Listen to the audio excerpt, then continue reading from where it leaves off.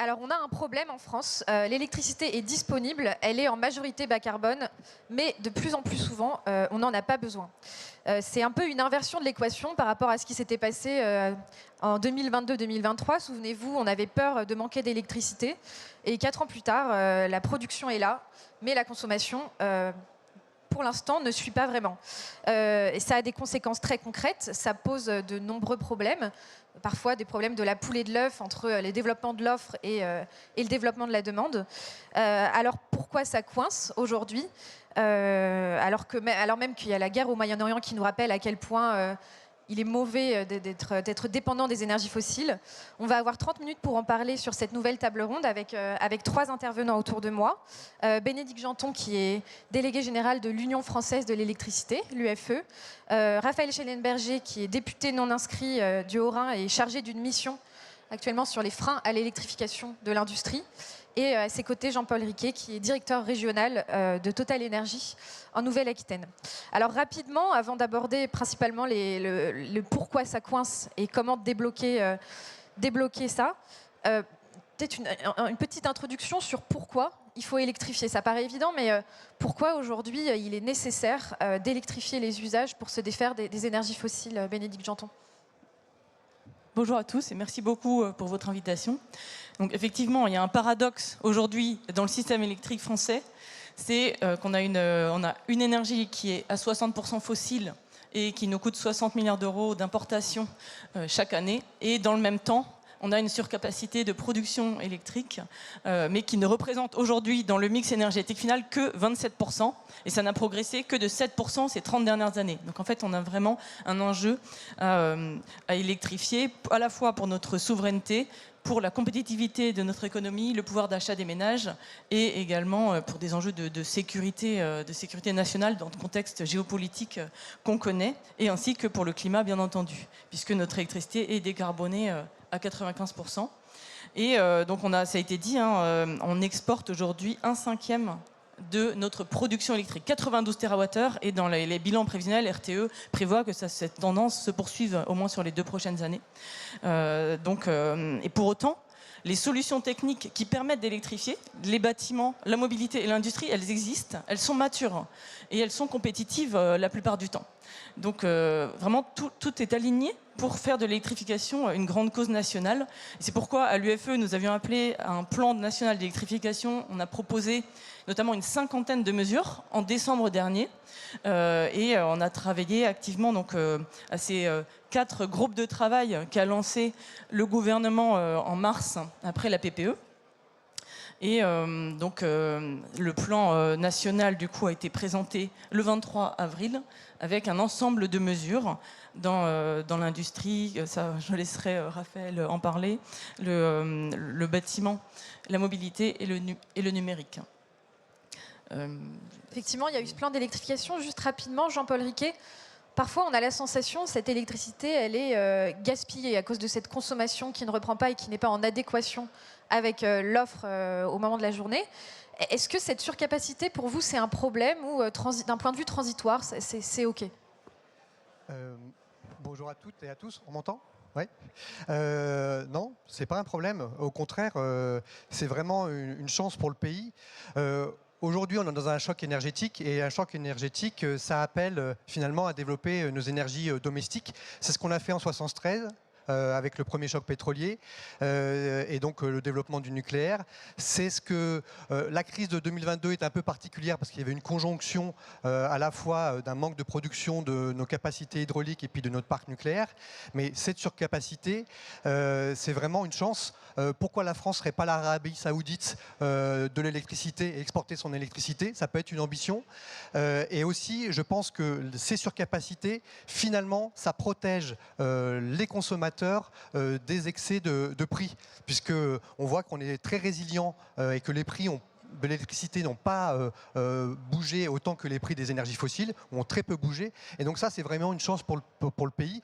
Et donc je pense que ces surcapacités, il faut au contraire continuer à les développer.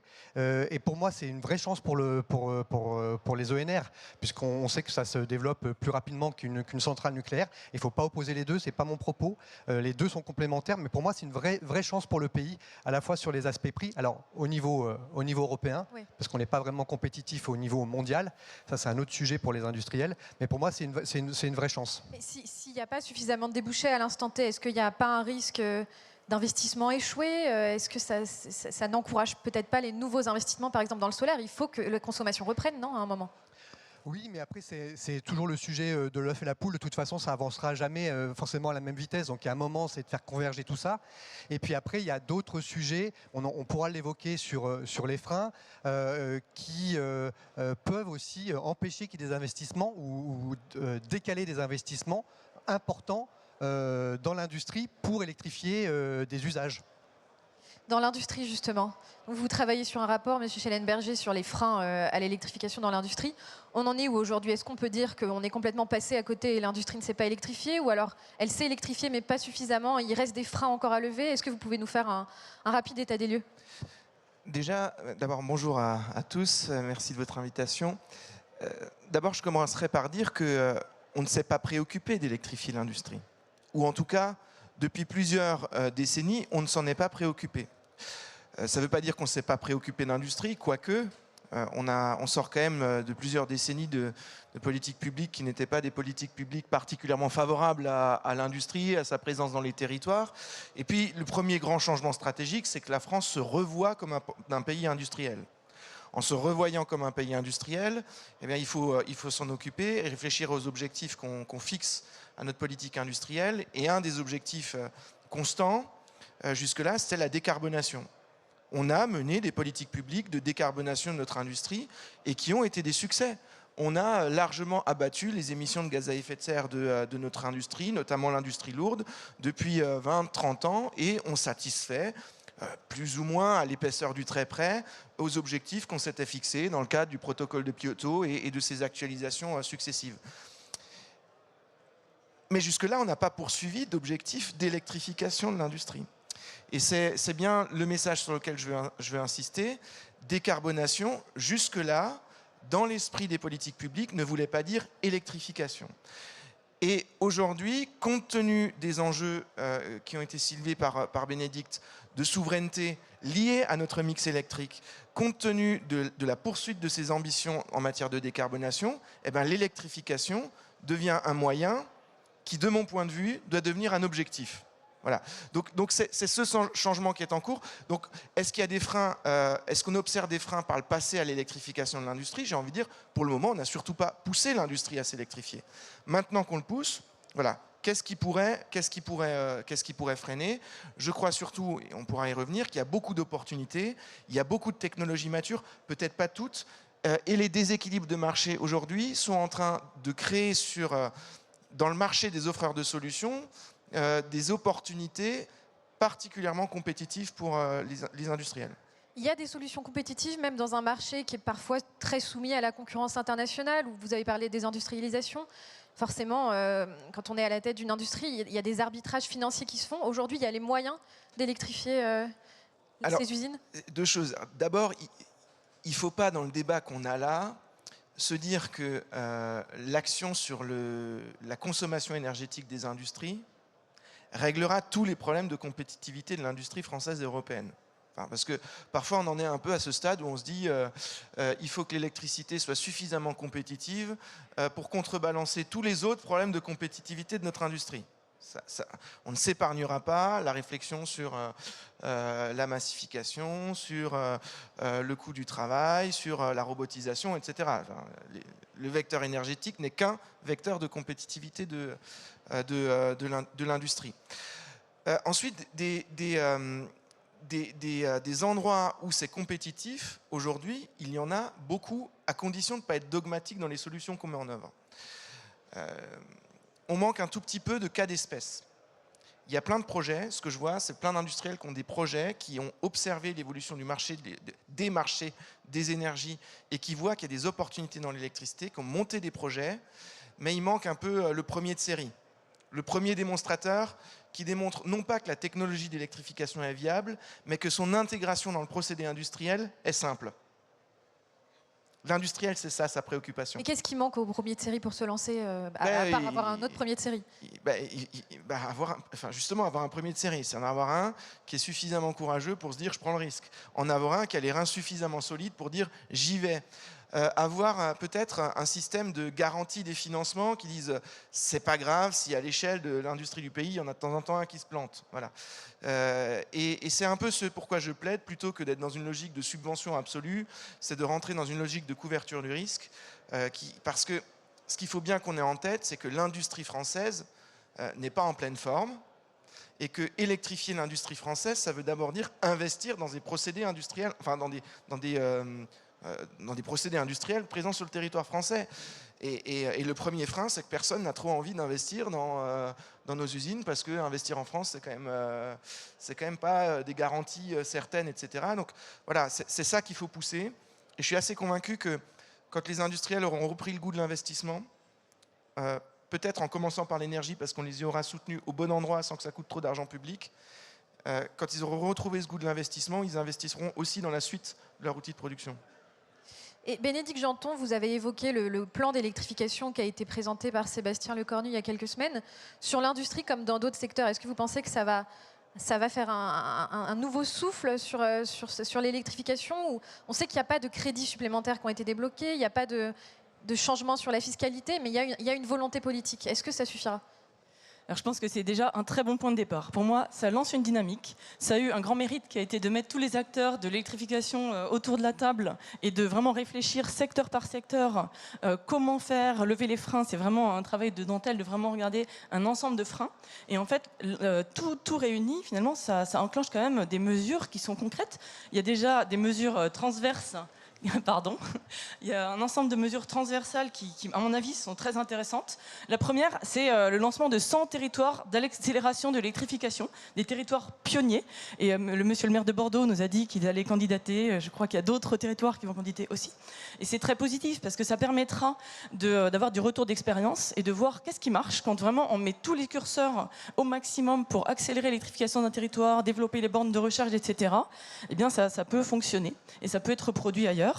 Il y a aussi des mesures sur l'accès au réseau, on en a parlé tout à l'heure, c'est vrai que dans tous les groupes de travail, ça revient constamment cette question d'accès au réseau, bien entendu, c'est un peu un sujet majeur. Voilà. Donc la réforme pour RTE a lancé une consultation sur le raccordement des consommateurs. Je ne parle pas des installations de production, des clients. Donc cette consultation est clôturée, on y a répondu.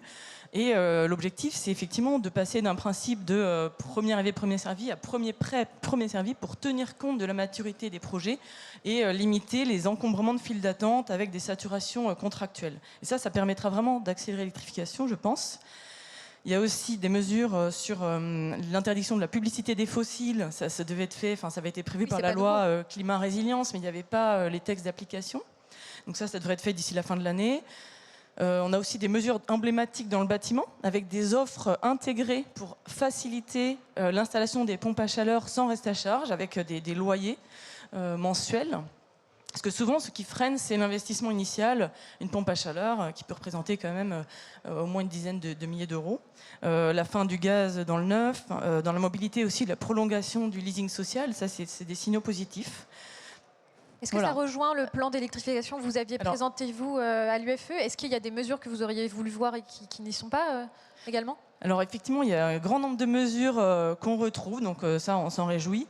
Notamment, un certain nombre que j'avais cités, que ce soit la publicité. Il y a même une petite mesure qui était qui est dans un encart sur le fait d'avoir un affichage du coût des recharges, une transparence sur le coût de la recharge des véhicules électriques. Parce qu'on a 180 000 bornes publiques, mais on n'a pas forcément de site internet où vous saurez telle borne, combien ça va coûter. Donc ça fait partie, c'est à titre d'exemple. Voilà. Après, pour moi, effectivement, c'est un début. On est vraiment sur une course de fond, sur du long terme. On prépare l'avenir. C'est pas demain matin que ça va produire ses effets. Et on a vraiment besoin d'accélérer. Mais il y a d'autres mesures. Parce qu'en fait, dans les groupes de travail, on avait pour mandat de raisonner 100 mesures budgétaires et sans mesures législatives, de préférence. Pour autant, il faut continuer à porter ces mesures-là, et on les portera, nous, dans le PLF 2027, en particulier, effectivement, la baisse de l'accise sur l'électricité, qui est 2 fois plus taxée que le gaz au mégawattheure, donc il faut quand même baisser ça. C'est pas très cohérent. Et puis, voilà, on va dire que par rapport à nos politiques climatiques, c'est vrai que ça paraît un peu incohérent. Il y a aussi quelque chose qui est très important à mon avis, c'est de lancer aussi une grande campagne de communication. Il faut arriver à... il y a des fausses informations qui peuvent circuler, des peurs. En fait, au-delà des problèmes, on va dire, de coût à l'investissement, il y a aussi des craintes, que ce soit sur le véhicule électrique, sur les pompes à chaleur. Et les technologies de pompes à chaleur, elles ont évolué, que ce soit sur le bruit, par exemple. Oui, ça fait du bruit peut-être, mais maintenant, il y a plein de pompes à chaleur qui font beaucoup moins de bruit. Enfin, je donne des exemples, mais il y a besoin de communiquer pour vraiment lancer cette grande dynamique d'électrification et embarquer tout le monde. Voilà. Et Jean-Paul Riquet, vous avez parlé au début de la poule et de l'œuf. Comment vous faites, vous, chez Total Energy, par exemple, prenons le déploiement des bornes de recharge. Comment savoir, alors que pour l'instant, la demande ne décolle pas, s'il faut investir dès lors dans X bornes de recharge? Est-ce que vous avez revu vos plans en voyant que la demande était inférieure à ce qui était prévu? Comment vous faites en tant que développeur? Alors sur la mobilité, c'est effectivement un de nos sujets principaux. Elle est encore effectivement beaucoup thermique. Je me permets une petite incise sur la publicité pour les fossiles. Pour moi, c'est une mesurette parce que personne ne fait de publicité sur les fossiles. Je ferme la parenthèse, nous on est acteurs sur les deux. Sur le déploiement des bornes électriques, nous on est dans un sujet de répondre et d'accompagner la demande. Et aujourd'hui, un gros vecteur inducteur de transformation et de la demande, c'est le signal prix. Donc là, on est un peu dans un paradoxe où d'un côté, on demande à un acteur comme Total Energy de plafonner ses prix, alors que finalement, on se rend compte qu'avec la montée des prix des fossiles, ça incite et que les ventes de véhicules électriques ont augmenté de 30% depuis le début de l'année. Et nous, notre logique, c'est de pouvoir répondre à la demande des utilisateurs. Alors, il y a des choses qui sont très bien faites dans le bâtiment et autres. Notre vision, c'est qu'une voiture électrique, c'est un smartphone sur roue. On le charge à la maison ou au bureau, mais il y a les trajets longs. Donc sur les trajets longs, on a 40% de part de marché, on est le leader français et on a installé des bornes de recharge électrique haute puissance parce que la problématique, c'est de se recharger à 80% en 20 minutes. Et là, on est même dans des logiques où on est en train de rétrofiter certaines de nos stations parce qu'on a avec alors j'ai parlé un peu technique, mais avec du 50 kW, on se rend compte que c'est déjà plus suffisant par rapport au marché. Et on a même, par exemple, à Mios, on vient d'ouvrir 18 points de recharge pour véhicules électriques et on les met à 300 kVA. Il y a très peu de véhicules aujourd'hui qui sont capables d'absorber 300 kVA. Mais on sait que ça va arriver demain. Et donc ça va répondre aux besoins du consommateur qui est de dire moi je veux une autonomie et pouvoir me charger rapidement. Donc ça on l'anticipe. Alors c'est aussi non pas un pari parce qu'on anticipe la montée du parc de véhicules électriques, mais aujourd'hui le taux d'occupation de nos bornes il n'est pas exceptionnel, il est plutôt faible, mais il augmente. Et après, ce qu'on annonce, nous, c'est à peu près 9% au niveau mondial. Donc, si on enlève les nuits, on va dire que c'est à 18%. C'est pas énorme. Et le sujet, c'est aussi avoir des politiques publiques qui tracent la route. C'est-à-dire que quand la Commission européenne a orienté tout un marché vers le véhicule électrique en disant plus de véhicules thermiques en 2035, il faut qu'on soit cohérent, à la fois pour les constructeurs automobiles, mais pour ceux qui déploient les bornes électriques. Raphaël Schellenberger ? Je crois que sur beaucoup des sujets liés à l'électrification, on oublie trop souvent de raisonner usage. Et ça a été un des freins, je pense, à l'électrification, par exemple, de la mobilité véhicule particulier. Je préfère parler de ça que de mobilité légère, parce qu'il y a un cran en dessous qui a été électrifié sans difficulté. C'est-à-dire le vélo électrique, la trottinette électrique, c'est un succès massif d'électrification du dernier kilomètre. Massif. Dans toutes les villes, on a maintenant des vélos en libre service, sur batterie, etc. Alors, en consommation d'électricité, c'est marginal, mais en usage, c'est quand même assez déterminant pour le citadin. Sur le véhicule léger, rappelez-vous des débats il y a 5 ans, on se disait qu'il va falloir mettre des bornes partout dans les villes, etc. Parce qu'on imaginait que les gens feraient le plein de leur voiture électrique comme ils font le plein de leur voiture thermique. La démonstration, c'est ce que vous venez de dire. Non, les gens, ils chargent à la maison parce que ça coûtera toujours moins cher de charger pendant la nuit à la maison. Et puis, on a besoin de quelques bornes très haute valeur ajoutée sur les axes autoroutiers. Et puis, ma foi, il reste un usage qu'on n'a pas encore totalement adressé, c'est le week-end du 15 août. Voilà, celui-là, il va être compliqué. Si les gens ils ne choisissent leur véhicule que pour le week-end du 15 août, ma foi, laissons-les acheter des véhicules thermiques. Le marché fera le reste. Ils finiront par accepter de partir en vacances le 12 août. Mais il y a plusieurs acteurs, Bénédicte Janton l'a évoqué, qui agitent aussi cette peur de la pointe, de on ne pourra pas tous recharger en même temps, et qui disent que ça ne sera pas que le 15 août, ce qui peut... Enfin, je ne sais pas si ça a été mesuré, mais forcément, ça n'incite pas les gens à se tourner à l'électrique. Il y a quand même un peu de lobbying anti-électricité de la part de certains acteurs aujourd'hui, qui avance plus ou moins caché d'ailleurs. Sûrement. Mais le meilleur, il faut aussi voir que la maturité du véhicule électrique aujourd'hui n'est pas celle d'il y a encore 5 ans. Hein, et que par contre, on commence tous à avoir autour de nous quelqu'un qui a une voiture électrique et pour qui ça se passe bien. Et si on est un tout petit peu réaliste, il y a 5 ans, on n'était pas en mesure de dire ça. Et la meilleure pub, c'est le bouche à oreille. Et le fait que les cas d'usage se multiplient, que les bonnes expériences se multiplient, c'est un accélérateur phénoménal de la transition vers l'électricité.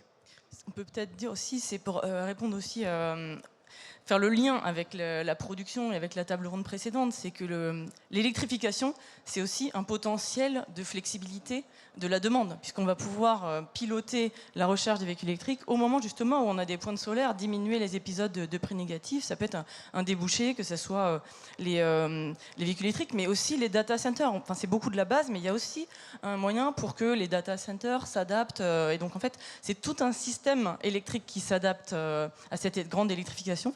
Voilà, donc il y a les heures creuses, heures pleines, effectivement, ça a été dit, qui doivent se développer, les nouvelles offres, qui doivent tenir compte pour envoyer les bons signaux.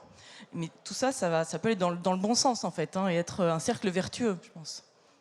Et peut-être qu'on peut parler aussi un petit peu du sujet fiscalité. Vous disiez tout à l'heure que l'assise sur l'électricité était plus élevée que celle sur le gaz.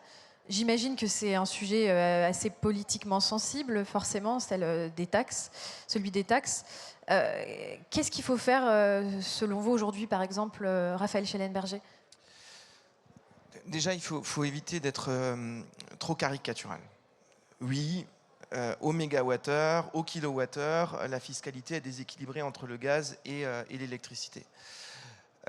Pour autant, dans tous ces sujets, les intrications sont complexes et c'est pas parce qu'on a décidé du jour au lendemain de basculer la fiscalité de l'électricité sur le gaz qu'on a réglé le problème de l'électrification. Au contraire, les gros consommateurs de gaz, notamment industriels par exemple, il leur faut du temps. Il y a parfois des procédés qu'on ne sait pas encore électrifier.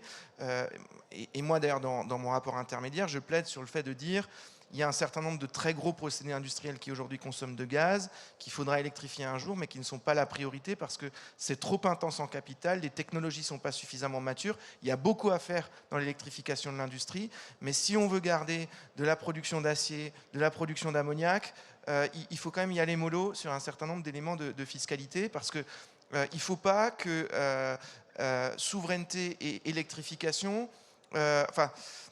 il ne faut pas que l'électrification prenne complètement le pas sur un certain nombre de sujets de souveraineté. Il sera quand même toujours plus intéressant de produire de l'acier et de l'ammoniac chez nous, même si pour les 5 prochaines années, c'est encore un peu carboné. Il y a suffisamment d'autres activités à décarboner. Et puis, le pays est dans une situation budgétaire et financière qui ne permet pas non plus des grandes envolées lyriques sur la fiscalité. Raconter l'histoire qu'on va basculer tout le surcroît de fiscalité de l'électricité sur le gaz, c'est aussi se dire qu'on va basculer sur une assiette qui se rétracte, la fiscalité qui est aujourd'hui construite sur une assiette qui s'élargit. Donc moi je suis pour qu'on baisse la dépense publique pour qu'on puisse in fine baisser la collecte fiscale. Mais il ne faut pas complètement oublier que tout ça... ça alimente aussi des politiques publiques. Donc oui, il faut rééquilibrer. Quand on regarde la réalité, au-delà de la comparaison de la fiscalité au mégawattheure, dans beaucoup de cas d'usage, l'électricité est déjà plus compétitive que le gaz. C'est plus compétitif de se déplacer dans une voiture électrique que dans une voiture thermique. C'est plus compétitif de se chauffer avec une pompe à chaleur que de se chauffer avec une chaudière au gaz. C'est plus compétitif même aujourd'hui, compte tenu du marché de l'électricité et des opportunités liées à son instabilité, d'aller produire de la vapeur à 100 degrés et faible pression dans une petite industrie diffuse avec une chaudière électrique qu'avec une chaudière gaz. C'est plus compétitif dans une grosse industrie qui bénéficie de l'abattement du turp et qui est soumise à ETS de passer à l'électricité qu'au gaz. Dans beaucoup de cas, c'est déjà le cas. Il y a aussi le TS2 qui arrive, j'imagine aussi chez Total Energy, quand vous arbitrez sur des projets, vous intégrez un prix carbone qui devrait augmenter aussi. Comment vous faites ? Alors, je me permets, juste sur la question de la mobilité, juste pour rassurer tout le monde, le parc automobile électrique, c'est 2% du parc. Quand on voit que c'est 9% d'occupation de nos bornes, je pense qu'on a de la marge, vous pouvez y aller. Acheter des voitures électriques. Nous, on fait les deux. Sur le sujet des arbitrages, je rejoins ce qui a été dit, c'est-à-dire qu'on va commencer, quand on a des équipements qui sont à électrifier et qu'on doit les changer, on passe à l'électrique.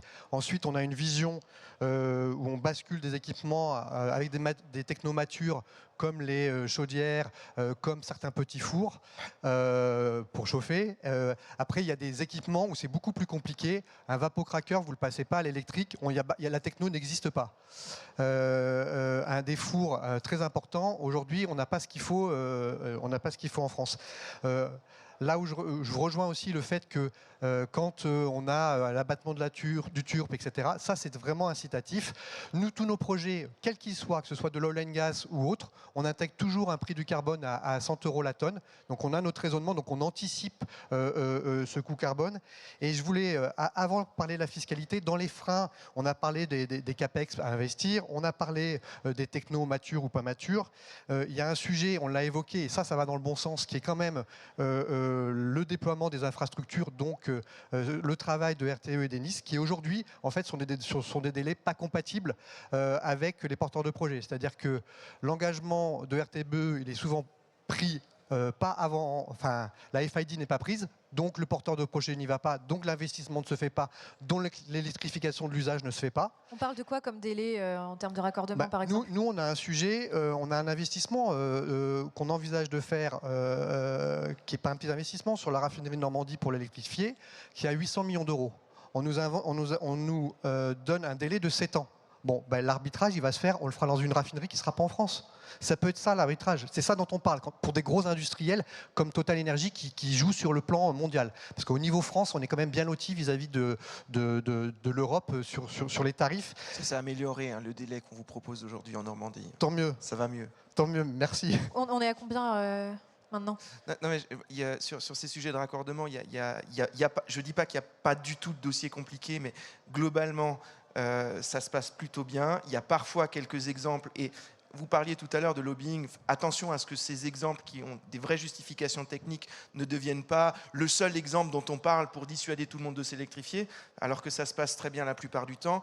Et je veux surtout souligner que chez RTE, c'est acquis, il y a un vrai changement de mindset en la matière. Il y a quelques verrous réglementaires à lever pour que ce changement de mindset puisse se transformer en action concrète dans l'instruction des dossiers. Chez Enedis, c'est un peu plus compliqué. Non pas qu'il n'y a pas de bonne volonté de la part d'Enedis, mais le réseau d'Enedis est paradoxalement plus complexe que celui d'RTE, et c'est parfois plus compliqué encore. Par contre, il y a de la marge, et il y a un truc sur lequel je veux insister, notamment dans les acteurs du solaire. C'est pas parce que dans un territoire, on est saturé en injonction qu'on est saturé en soutirage. Et je veux rebondir sur ce qui a été dit sur la table ronde précédente. C'est pas parce qu'il y a des agriculteurs qui ont des délais de raccordement très longs pour se raccorder sur le réseau de distribution pour leur ferme solaire que le petit industriel qui est à côté ne peut pas bénéficier d'un raccordement particulièrement court parce qu'il y a de la dispo à cet endroit-là en matière de soutirage, justement parce qu'il y a trop d'injections. Voilà, fermez la parenthèse. Il ne faut pas caricaturer toutes ces questions de réseau, c'est plus complexe qu'il n'y paraît. Il y a aussi des dispositifs maintenant de mutualisation des coûts de raccordement pour anticiper, pour pouvoir... ça a été fait à Port-la-Nouvelle, ça a été annoncé par la CRE, qui a donné son accord la semaine dernière. Et parmi les mesures qui n'ont pas été retenues, mais pour lesquelles on continue de travailler, il y a l'idée aussi que cette mutualisation en anticipation des coûts de raccordement, elle se fasse aussi sur le réseau de distribution. Voilà. Et puis peut-être pour élargir aussi, moi je voulais juste faire un point un peu sur le côté international. On attend aussi, enfin c'est aussi un enjeu européen. Il y a deux sujets, enfin il y a la Commission qui va annoncer un plan pour l'électrification, la chaleur et le froid là, le 10 juin prochain. Et c'est aussi un sujet qui sera une des priorités de la COP à Antalya. Donc l'électrification maintenant, elle est quand même aussi au niveau international. Voilà ce que je voulais dire. Oui, allez-y, Jean-Paul Riquet. Non, je voulais rajouter un tout petit point, parce qu'effectivement, je souscris au fait qu'il y a les progrès qui sont faits sur les sujets d'infrastructure. Et un autre sujet qui commence à évoluer aussi, c'est que pour des industriels, ce qui est important, c'est d'avoir une visibilité temps long. Et aujourd'hui, hier, ça pouvait être compliqué d'avoir des contrats qui dépassaient les 3 ans. Là, on commence à avoir des contrats d'allocation de production nucléaire qui atteignent les 12 années. Et ça, c'est aussi un facteur important parce qu'un industriel s'inscrit dans le temps long. Et puis sur le sujet effectivement, élargir le périmètre, je pense qu'effectivement, l'Europe est vraiment un atout de raisonner au niveau européen et de système électrique européen, avec une France qui est très forte en nucléaire et une Allemagne qui fait du renouvelable. Il y a des choses à faire, et notamment avec les sujets d'interconnexion pour l'équilibrage des réseaux. Et puis aussi, j'ai beaucoup aimé ce que disait la table ronde précédente et ce qui a été évoqué pour l'Espagne, une vision hybridée de maintenant des nouveaux projets photovoltaïques. Et on a un champion ici à Bordeaux, c'est Saft, filiale de Total Energy, qui fait des systèmes de batteries pour stocker l'énergie. Okay. Donc ne pas raisonner en vase clos et réfléchir système. Super. Bah, écoutez, merci beaucoup à tous les trois, c'était très intéressant. Il va y avoir une pause d'une vingtaine de minutes. Donc n'hésitez pas si vous souhaitez vous restaurer. Merci beaucoup.